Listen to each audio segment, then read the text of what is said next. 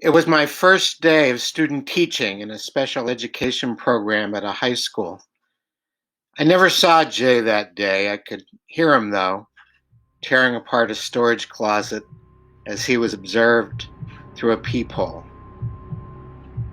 Jay came back to school 2 days later, but again I never saw him.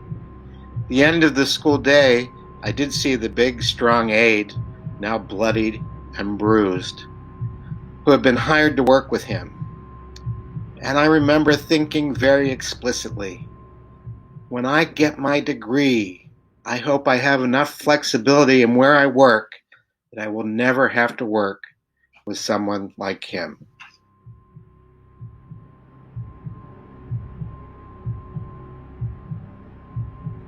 Jay returned to the state institution where he had spent a number of years early in his life and was confined there for 9 months.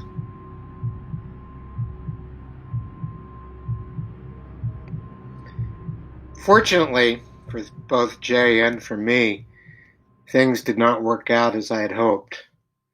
My first job, in fact, after graduating, was reintegrating Jay back into his school and into his community.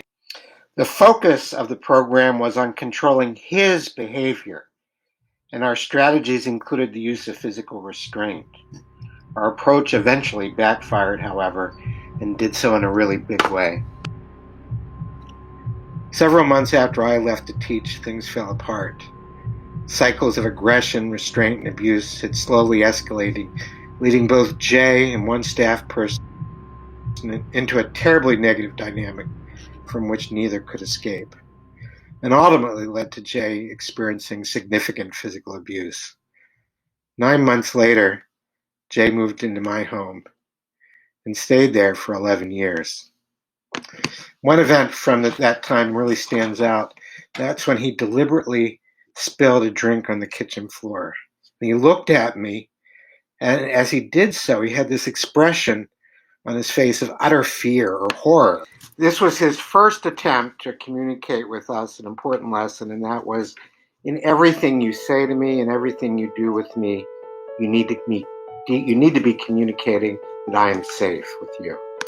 We also learned that we had to help him build trusting relationships, first with a few people, and then by gradually expanding his community. One thing we also learned very early on was that we had to get Jay a hot tub. We slowly built on a few close relationships and gradually expanded his ability to connect with others and to participate in his community. One of the early highlights for me was taking Jay to the grocery store for the first time. We got whatever he wanted, and we put it in the cart. We've gone a lot of places since then, including on vacations.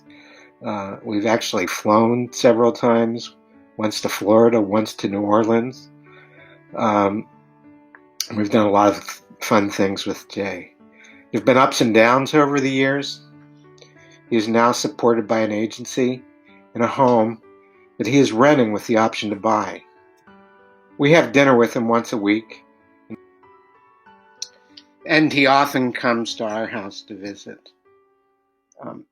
Continues to be hard helping the staff who work with him understand the fundamentals of supporting Jay, the most important of which is to convey to him, through everything that they do, that he is safe. People who do the best with him are those who understand it's not about winning, but it's about supporting Jay in a way that works for everyone.